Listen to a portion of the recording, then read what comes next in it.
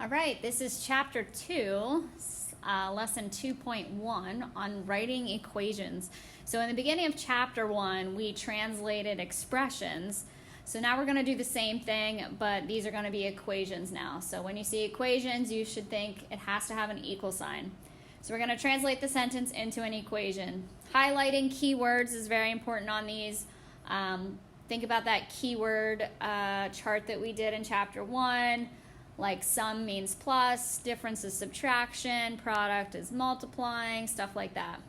So let's give it a first read and then we'll highlight and break it down. 7 times a number squared is 5 times the difference of k and m.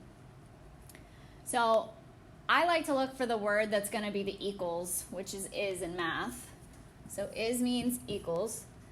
7 times a number squared. So we know times is multiplication. 7 times a number, so we don't know what the number is, but we know it's being squared, which is raised to the power of 2. So I can write 7 times some number. They don't tell us what variable to use, so we can say x and we can square it. So 7 times a number squared is 5 times, so 5 is being multiplied by the difference of k and m. And this is where you want to think this part's in parentheses. Difference is subtraction, so it's going to be like this. Difference of k and m. And that whole thing needs grouped with parentheses because I'm taking 5 times that amount. So some of the key words, if you have a highlighter, would be difference, times, is, and squared, I think, are the important ones there. Let's look at letter B. 15 times a number subtracted from 80 is 25, sorry. So is equals, the only thing on the right side would be 25. Now you got to be careful. Is it 15 times this number and then do you subtract 80 or subtract from 80? So because it says subtracting from 80, we have to start with 80 and subtract 15 times whatever number that we have. So be careful on your order that you subtract.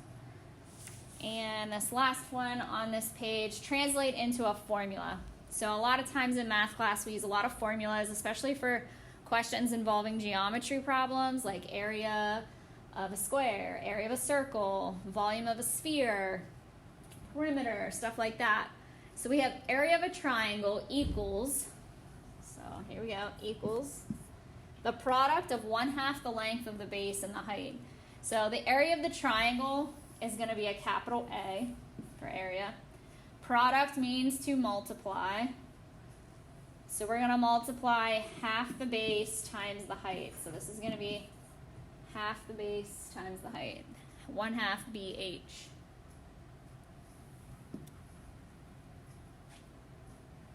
So, this question, refer to the information at the left. In how many days will 261,000 flights have occurred in the United States? So, we're trying to find out how many days. So, let me highlight the question. In 1919, Britain and France offered a flight that carried 2 passengers at a time. Now there are more than 87 flights each day in the U.S. So, this is important. 87 flights each day. So let's set up an equation. I don't know how many days, so we're going to define a variable. Let D equal number of days. And since there's 87 flights each day, that's 87,000 times D equals the total amount. And then hopefully we remember how to solve a one step, but you're going to divide both sides by 87,000. The shortcut here would be to take off the 3 zeros and then think 261 divided by 87. How many times does that divide out? And it is 3. So it's going to take 3 days. And since it's a word problem, don't forget that it needs a unit on your final answer. And these two, we need to translate these into a sentence. So we're writing these all out in words. So use some keywords. Remember on letter A, don't say 6z. You can say 6 times z we can say minus 15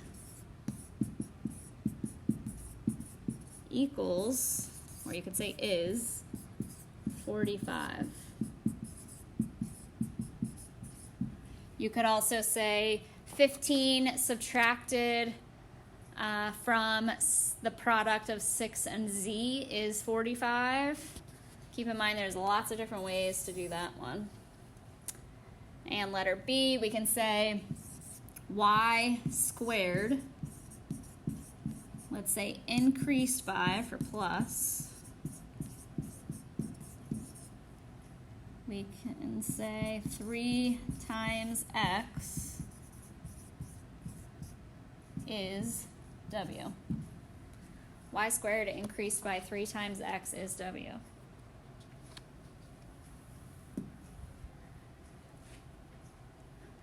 All right, I plan on keeping this video pretty short, so we're going to do these practice problems in class the following day, so don't worry about them. You might want to give them a read, though. And we'll also do this page during class as well, so you can kind of skip those for now. Oh, there's our answers. So in Delta Math, the first question it's going to ask you, just to ensure that you're watching this whole video in its entirety, is a code word. So I'm going to tell you the code word, and you should get the answer correct. So because we were talking about highlighting keywords, the code word for this video is highlighter. So make sure you enter that into your Delta Math along with the other few short questions after the video.